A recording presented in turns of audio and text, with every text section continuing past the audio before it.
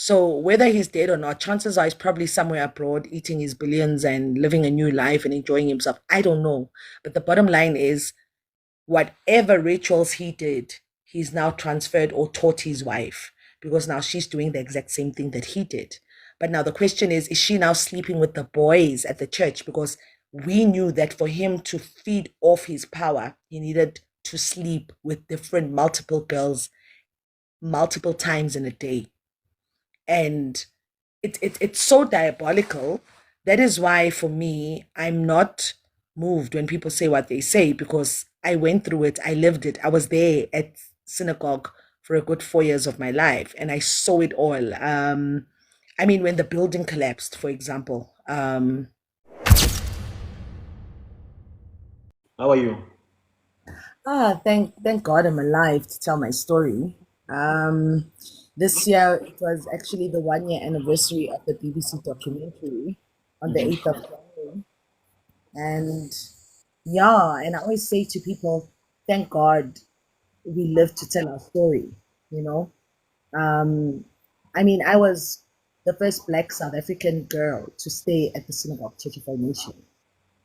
And I was introduced to the church through another charlatan or man of God called Philip Banda, who is based in Johannesburg, South Africa.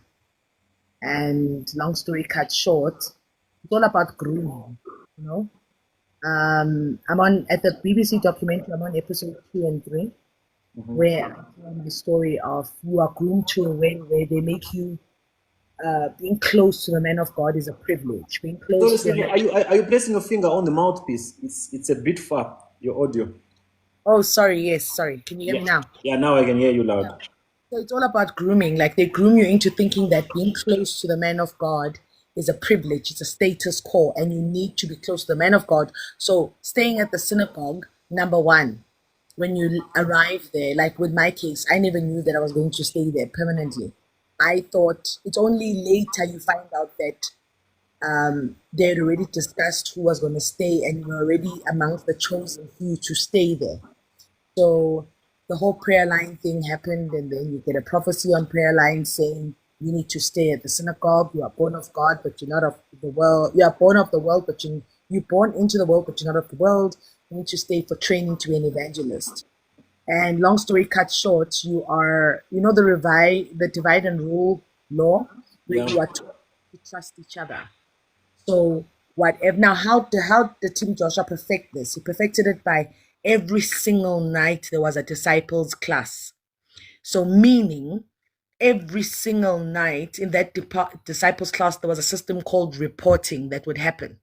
So people would tell on each other. People would say, Daddy, today we saw Sister Sihle speaking to so and so, or Sister Sihle was doing one, two, three. So automatically, when you hear such reports happening, that's when indirectly you now know that you are not allowed to do certain things. And whatever you're doing, you're constantly watched. And this is when I think this is when I first time experienced seeing TB Joshua beat someone up. He would manhandle people. Phew, his anger was just something else out of this world. But then he would cushion it and say he's got the anger of the Lion of Judah. And it was a godly anger. And since we're all staying at the synagogue, he's our spiritual father. So you're groomed to that. But another form of grooming was every single day you would notice that girls would be called up. Every time you would hear, Sister so and so, daddy is calling you. And remember, when you're at synagogue, you cannot just walk around. Every time you walk around, you have your pen and your diary with you. So you're constantly writing notes and whatever the case is. So as a result, you also now longing to say, how come daddy is calling everybody, but he's not calling me? So there was a particular sister called Sister Bisola who would basically, she was TB Joshua's pimp. And she would basically arrange the girls that would go up to the 5 story. Now, if you know the synagogue, TB Joshua does not sleep in the same floor or the same room with his wife. So it's when you enter, it's the ground floor, then it's the church auditorium, then it's the offices, then the first floor, I think that's where the visitors slept. Second floor is the dormitory for the wife. Third floor, it's the female disciples. Fourth floor is the male disciples. Then all the way up, the other offices. Then TB Joshua's right at the end, extreme end. But now there are different entrance points to where he stays. You only discover this once you've been called there. So you would find that within ourselves, people would fight to get the attention of the man of God, because when you're close to him, you believe you are more favored, you know? So there would be a system where you would notice that daddy would be close to only a certain few, and only a certain few would always be called. For example, you working and they'd say, Sister so and so, daddy's calling you 5 story. So you'd always ask yourself, why am I not called to 5 story? And you'd want to know what's happening. And each time people went 5 story, they come back down with Bible. So you're thinking, and when you ask people what happens in 5 story, no, you are getting impartation. You know, man of God is training you. Sometimes when man of God is going to the prayer mountain, because remember, the general prayer mountain that you see on TV is not the prayer mountain that we were exposed to at TB Joshua's church. So I remember the first time I was called up to 5 story. I think, remember, first they groom you. So you need to learn, number one, lack of sleep deprivation. Now, what people don't know is lack of sleep leads to hallucination, leads to exhaustion, because you can't sleep until daddy has fallen asleep. You always have to be on your feet. Anytime the whistle will blow and they'll say disciple meeting, you can't be late for disciple meeting. And that's when they start reporting and telling on people and everything like that. So you already know you're being groomed. So the first time, so you sleep deprived, you're living in fear because you've already witnessed him manhandle and beat people around him. Number three, you're always on the go. You cannot just be standing and not doing anything. You must always look busy. So the first time I was called to 5 story, I was told, Sister Sihle, daddy's calling you. And I remember this so perfectly that Sister Bisola is the one that arranged that I should go to 5 story. And I was told specifically which entrance to use. Sister Sihle, you must come up this way. So not knowing that as you're going up, somebody's coming down, because there were different points of entrances. And I speak about it on the BBC documentary to say the first day I went in there, you enter there, there's a small door, you have to go on your knees and you enter there. When you enter, his bedroom is pure white, like everything is white. And I remember entering there, there's an office, then you into the parlor. And when you enter there, immediately just turned around. But you can feel that there's this deeper presence. He wasn't himself anymore. And he just turned around and said, oh yeah, take off your pants. Just like that. But now you can't say no. There's this deeper, it's no longer him. There's this deeper force now where you have to submit. Wait a minute. What do you mean take off your pants? No conversation, no any Nothing, presence. nothing. Go and watch the documentary. You will realize, and here's the funny thing, most of us are in our 40s now. And this happened to us about 20 years, 15 years ago. And for the first time when we did the BBC documentary, because remember, BBC was investigating this before he died. Now, people are saying, why are they speaking after he died? Which is a lie, because he knew very well that the BBC was onto him and the BBC did give him a right of reply. Then suddenly, when we are about to go live, he suddenly passes on. But anyways, so he then says, take off your pants. And now you're in a state of shock. Take off my pants. And then automatically there's this presence that you engulfed with fear, but at the same time you submit. And the next thing you know, he has his way with you. When he's done, he's got a white cloth. He will wipe himself out from you, put it in a black plastic. And then when he's done, oh yeah, go. But then you don't go out the same door you came in. You go out through another door. So by the time you're going down, maybe somebody else is coming up. But the trick was when you come down, the same Bisola that pimped you out, she's now watching your every move. She wants to see who you're talking to. What are you doing? Whatever. I remember the first time I was so shocked. I didn't know what just happened to me. And I went to Sister Bisola. I said, Sister Bisola, this is what just happened to me. And I confided in her. And she seemed to pet me and say, no, it will be fine. Everything will be fine. Little did I know, at night when we had the disciples class, she reported me. She said, Daddy, see this sister from South Africa.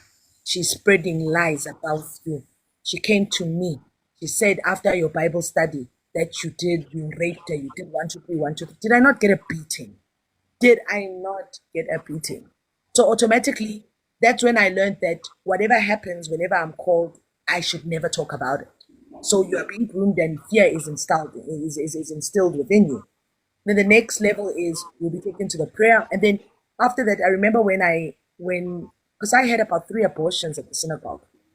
And people who lack understanding or people who listen to respond will say, this girl seduced men of God. Da, da, da. They don't understand that you go through a process of grooming where it ends up being a lifestyle, it ends up being a normality in the environment that you're in, you know? And what people don't know is that within synagogue, there's a hospital, there's a clinic underground. Underground, you see where you worship on the stage, underground, there's a clinic. And people won't be exposed to that. The only time you're exposed to it is if you fall pregnant.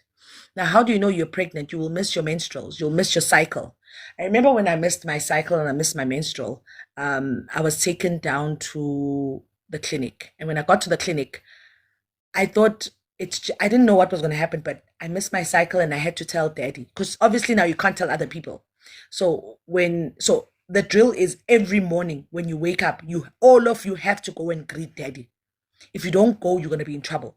So you have to find your way. You have to make sure that he sees you for the day. So you'll rush to see him, good morning, daddy. And if you have something to tell him, you have to tell him right there and then. So you tell him you've missed your period. Immediately, the pimps that are there will take you to the clinic. Lo and behold, when you get to the clinic, you're not the only one there. There are other sisters there also. Now remember, I'm the first Black South African girl there. There was a white South African girl who's also on the documentary. She's white, Sister Angie. And other girls that are there. But we don't talk to each other in the clinic. Everyone is quiet. You don't talk. And then you will go through the abortion in the clinic. And once it's done, you're not allowed to leave the clinic until your bleeding stops. So while you're bleeding, you will be given sanitary towels. And these sanitary towels that you're given, you can't just throw them anywhere. They give you your own plastic bag where you keep them in there. You keep those sanitary towels. Now, once the bleeding has stopped, obviously you're not seen. Remember the disciples, it's a lot of us. It's people from all over the world. Singapore, USA, wherever. Black people, white people, Chinese, you name it. So when you're not around, chances are you've traveled. And you're not allowed to ask to say, I haven't seen this sister or this brother. Where are they? You don't ask. You'll get into trouble. You mind your own business. We lived according to the Bible verse, 1 Thessalonians 4:11. I urge you, brethren, live a quiet life and mind your own business. So you couldn't ask to say, where is this person? What's going on with them? But here's the thing. Once you stop your menstruals, your plastic bag that you've kept your sanitary towels there with all your blood, you are then taken to the prayer mountain. Now, this is not the prayer mountain that you see on Emmanuel TV. No. The one that you guys see on TV, the one that people visit on Emmanuel TV, it's the beautiful one that you think, oh, it's a glorious one. No. We go to the diabolical one when you go there, it's got different huts. And that's where there are huts where the lamps that cannot be switched off in that hut. That is where pubic hairs would be cut off. You feed the fishes with them.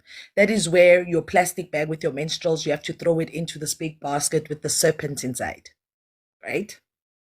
And that is when you will be made to sleep on the floor in the hut. And while he is having his way with you, chances are there'll be a serpent surrounding you and moving around you while he's busy on top of you. Wait a minute. In these huts, TB Joshua is there as well. Yes. And the serpent that you're referring to, it's a live serpent. Yes. So that is why for me, I'm not afraid of any snake or of any serpent because I've seen so many of them at SCOAN that even if I had to see one now, I won't run. Like your mind is programmed to not fear these things. It's like your mind just goes into a mode of, I see it, but I'm not scared. So then they will open this big calabash and you must throw your bag, the black plastic bag with your sanitary towels into that calabash. And once you've thrown it in that calabash, then there's a group of men that are there, that are the prayer warriors that are there doing incantations, praying. And if you're there, if anyone has been to synagogue, when you go to synagogue, you have to submit your ID picture, right, on your form. Now, these are the pictures that they're praying and they taking your pictures, bashing them into the tree, speaking all kind of incantations. And if Temi Tokbe wants to have his way with you, you will sleep on the floor. And the floor is, there's a drawing of like a triangle, like two triangles. I don't know that symbol. And you have to sleep on it.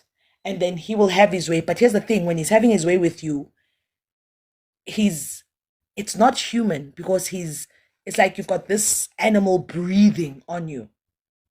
And while it's breathing on you, there are things, there's this serpent, two of them, two serpents. So one is going this way, one is going the other way. So at a point where even if you had to turn your head around and you open your eyes, chances are it's looking at you. So you have to keep your eyes closed, and when it's done with you, you leave. And that's it. And one thing he would tell us would be, once he's had his way with you, that's a lifetime covenant that no man will be, basically you're married to him in the spiritual realm. So many girls, I tell you now, most of the choristers, I was in the choristers when I was there. Some of the sisters now don't have wombs. They can't have children because of the multiple abortions that they were subjected to in the church. Ask yourself, why is it that when he passed on, people all of a sudden ran and got married? Everyone just, there was people from synagogue were just getting married left, right, and center because he said that curse would break once he passes on.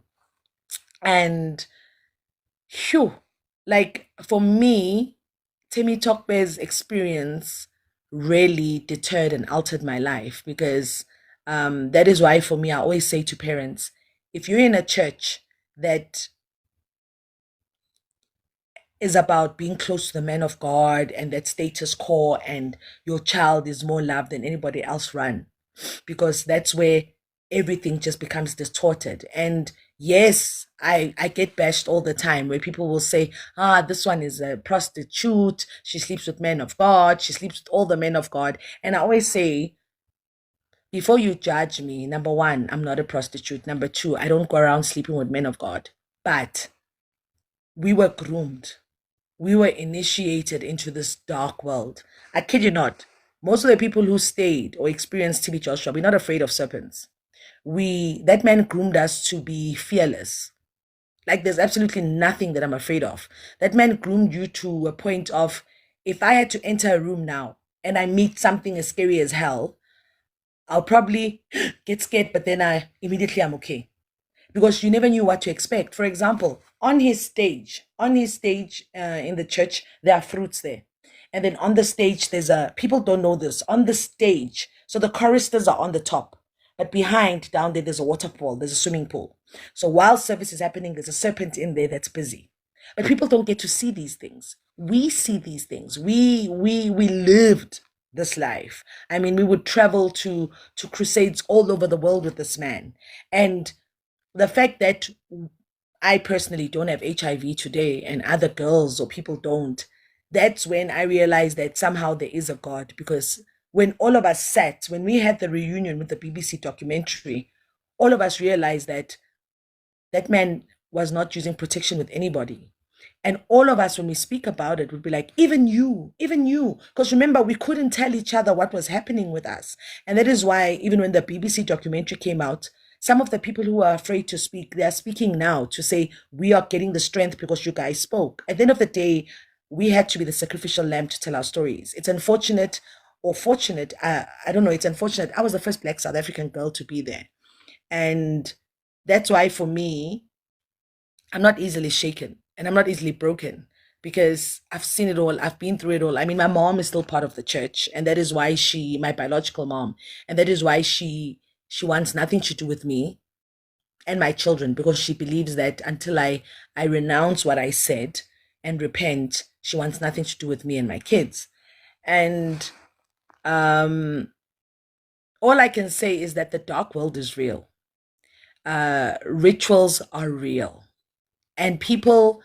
I've seen it. I've seen it, not heard it.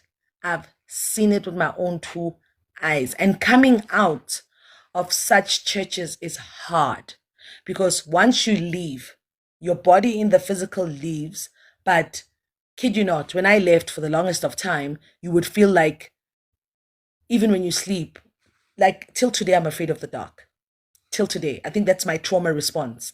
Where when I sleep, I must have the bathroom light on because it's a trauma response for me. But you would feel like when the lights are off, you'll feel like Temi Tokbe is there. you would feel there's a presence. You would feel something. You would feel and something is happening around. You know,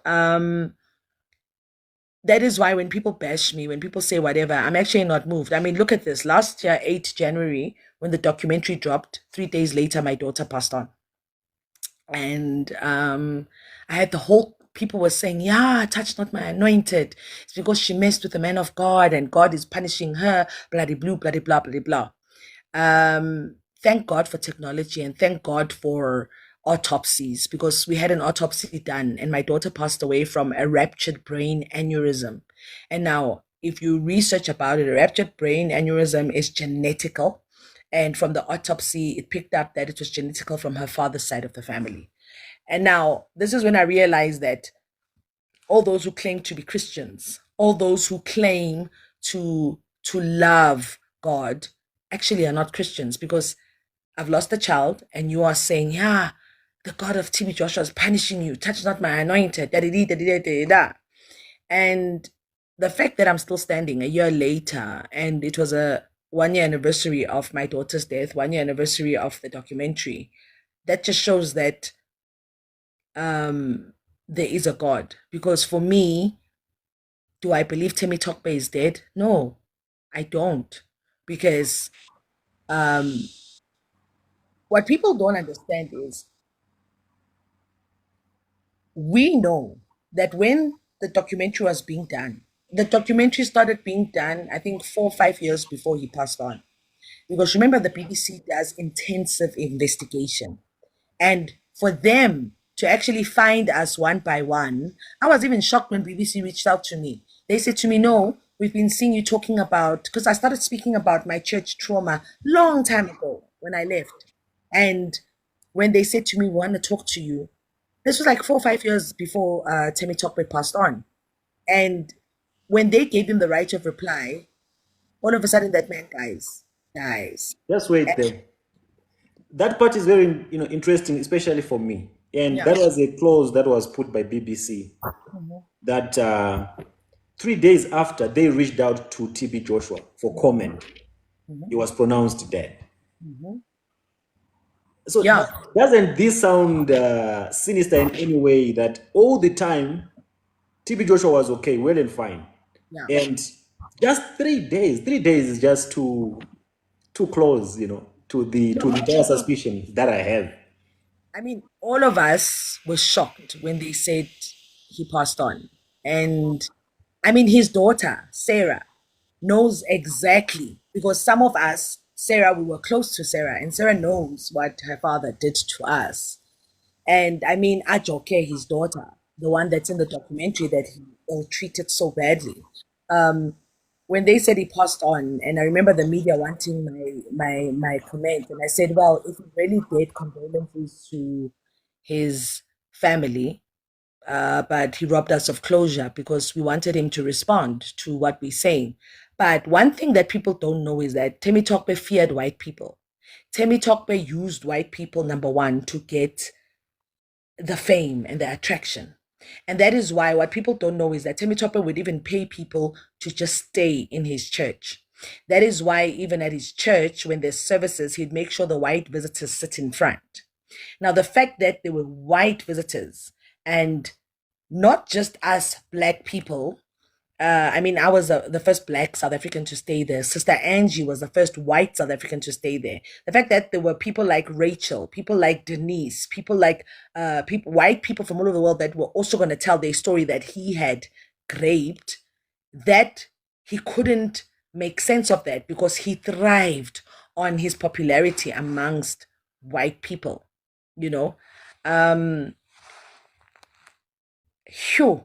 So when he passed on, um I remember BBC reached out to me to say, are you okay? He's passed on, da da da. I actually laughed and I was like, I actually want to watch this funeral.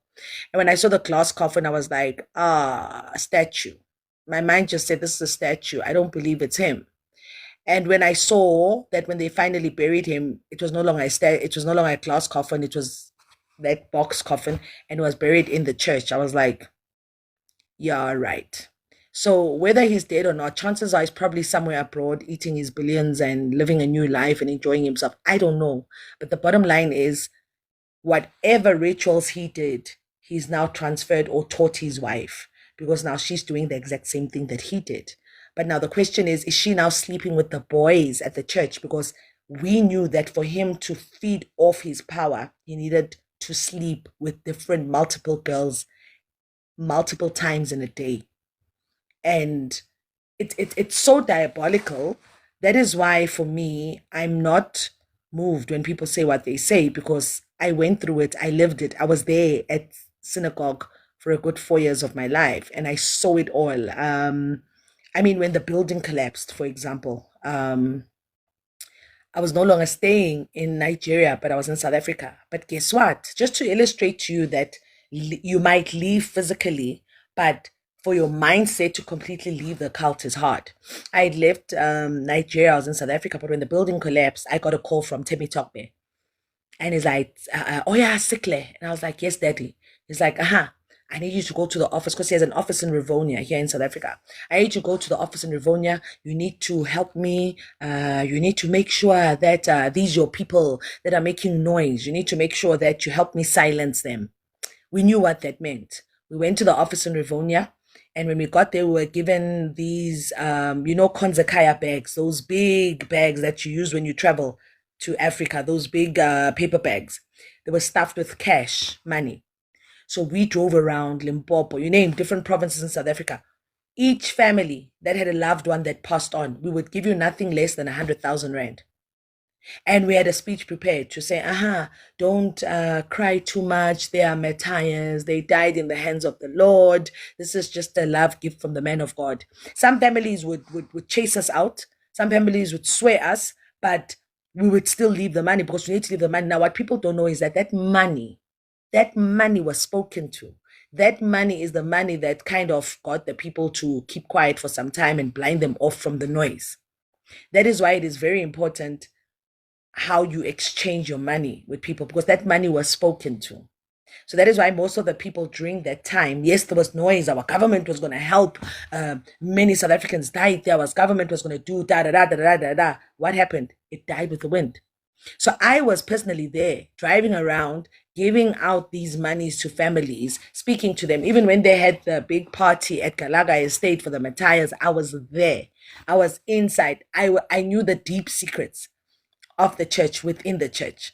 So more than anything, I think for Temi Tokbe, it was about if it's not, it was blood, sex, and taking people's luck. It's just very diabolical. I mean, that's why I say I thank God I came out of it. That is why I just go to a normal church now, a church that starts at 10 and I'm out by 1, and that is it. If you're going to say to me, I've got a prophecy, prophesy, Papa, I run.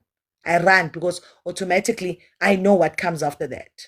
You know, I see these scams from a mile away.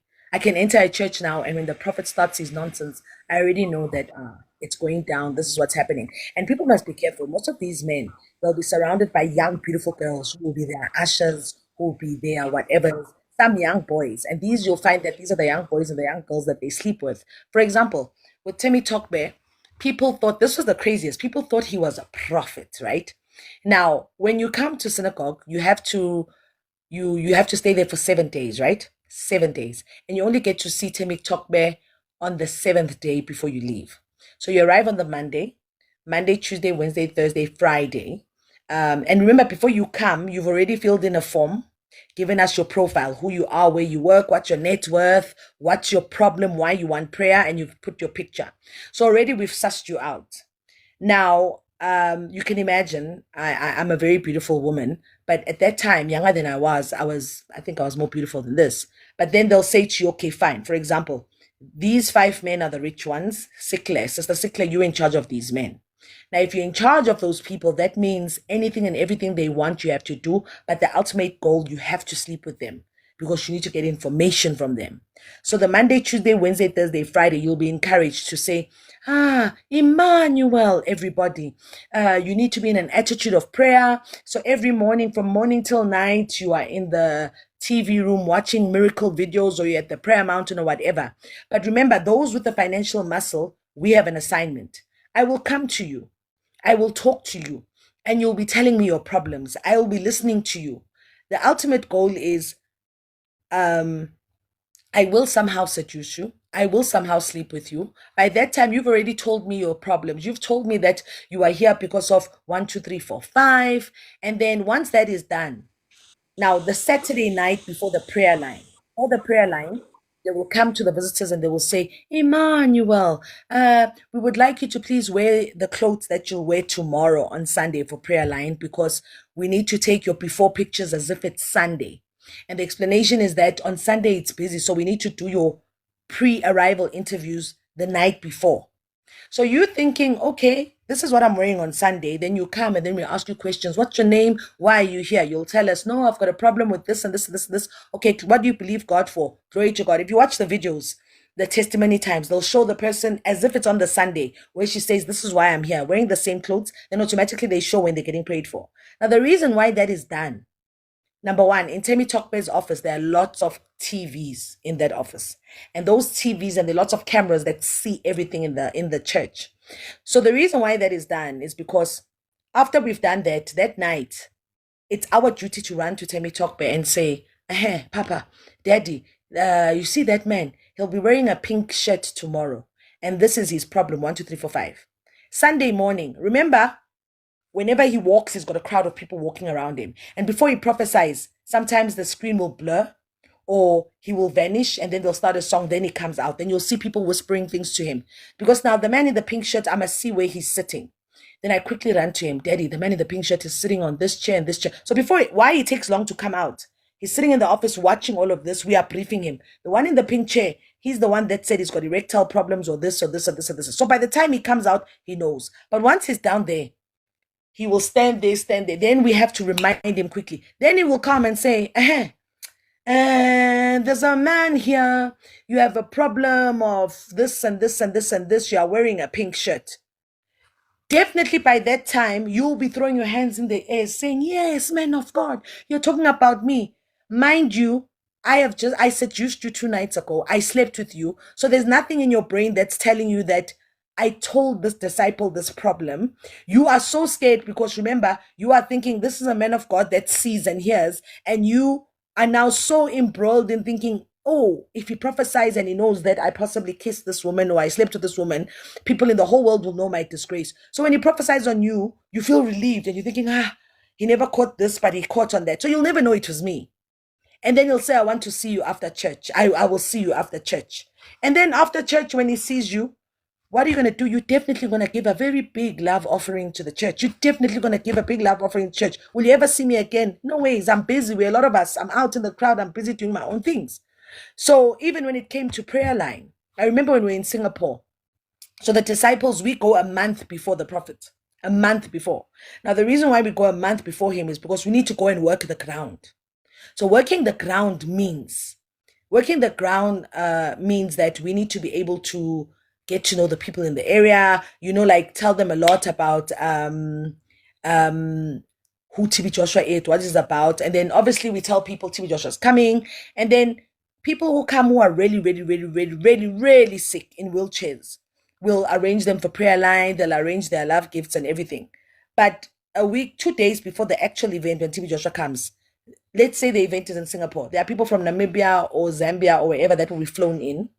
Those are the people that we know that are going to be in the prayer line with their wheelchairs. So those people, they'll be sitting. They will arrive 2 days before. We know which hotel they're in.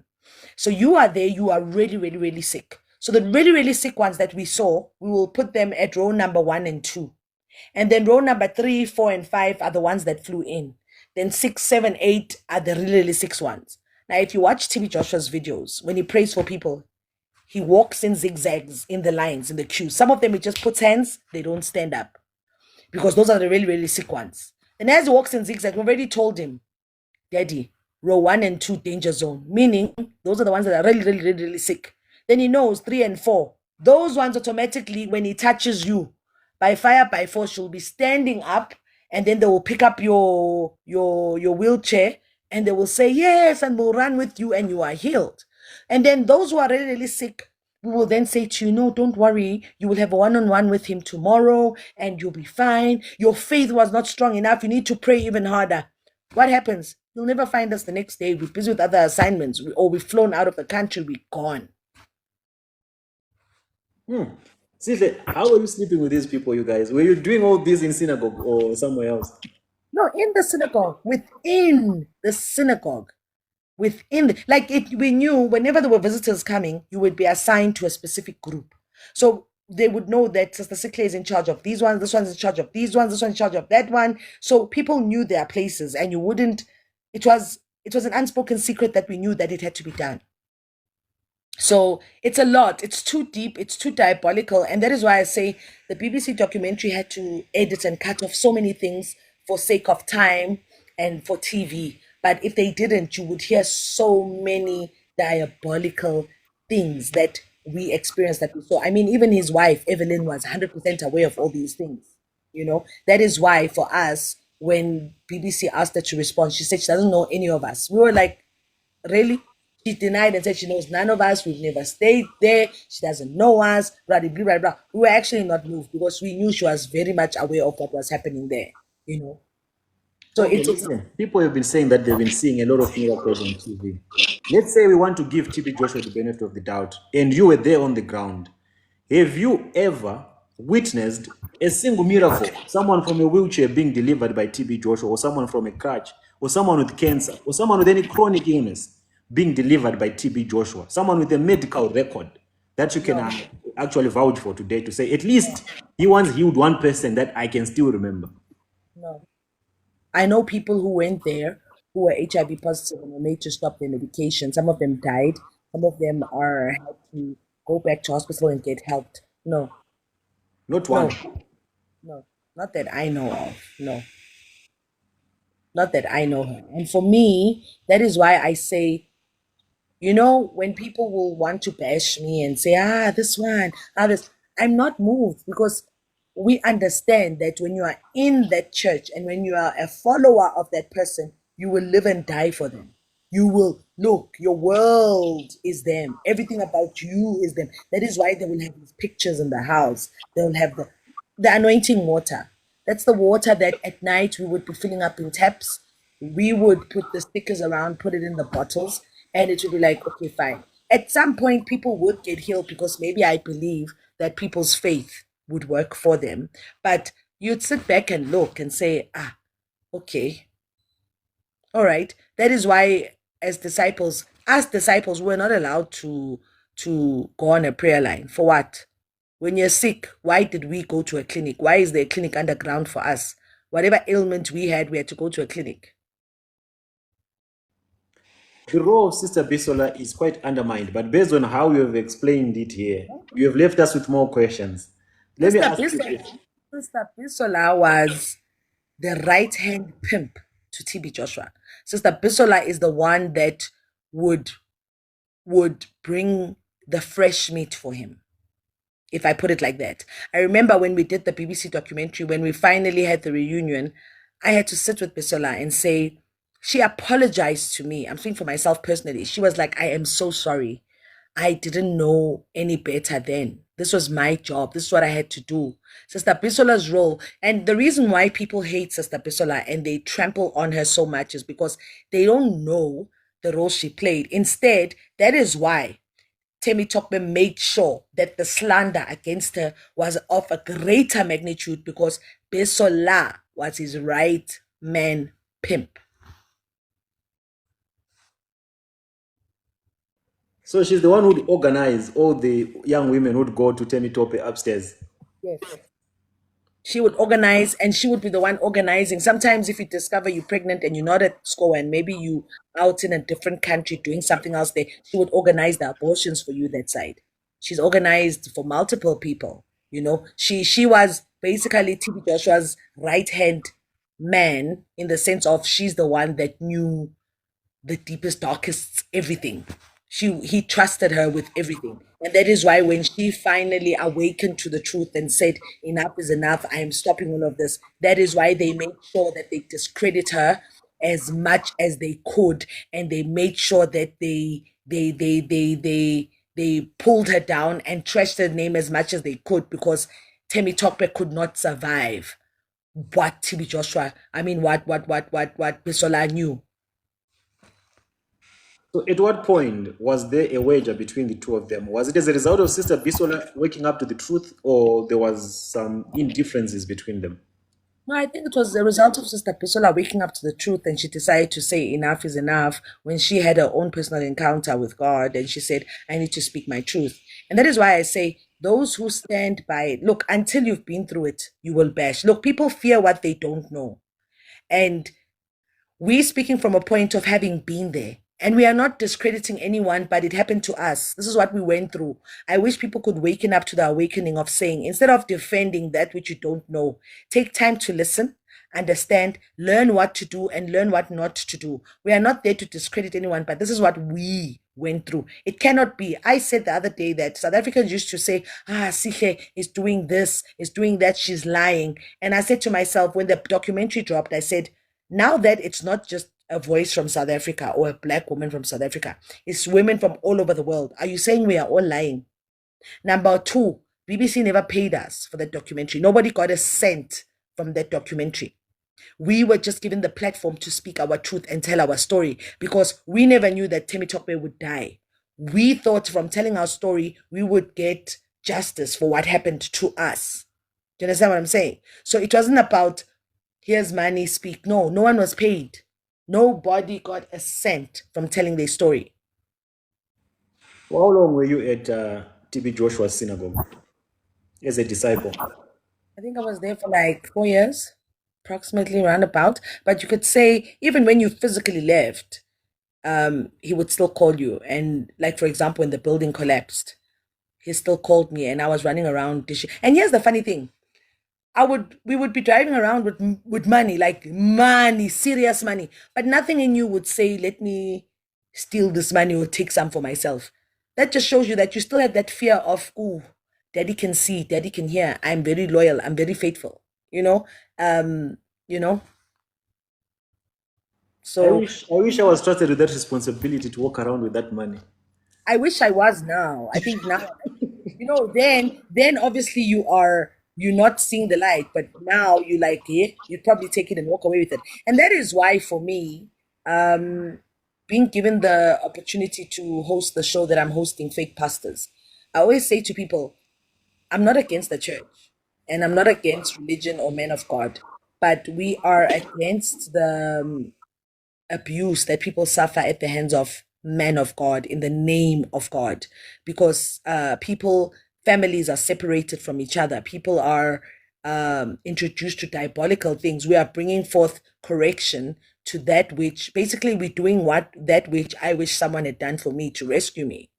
Imagine each time you are being abused and you tell somebody, and then they run back to your abuser and say, she is saying this about you.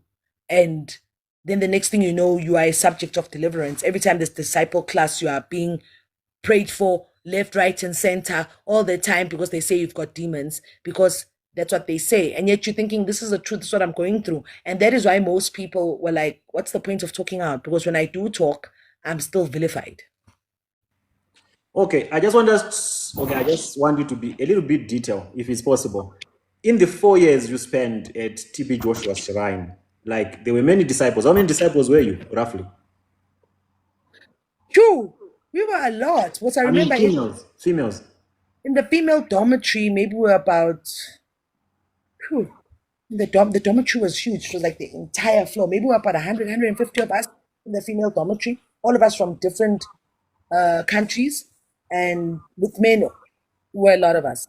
A And all lot. of you were handpicked according to TB Joshua's specifications and desires. In hindsight, when you look at it now, yes.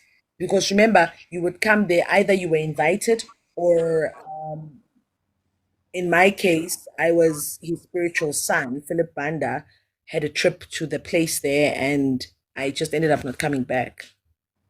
Okay, the question I'm getting to is if you were maybe, let's say, 100, does it mean all of you had an encounter with TB Joshua?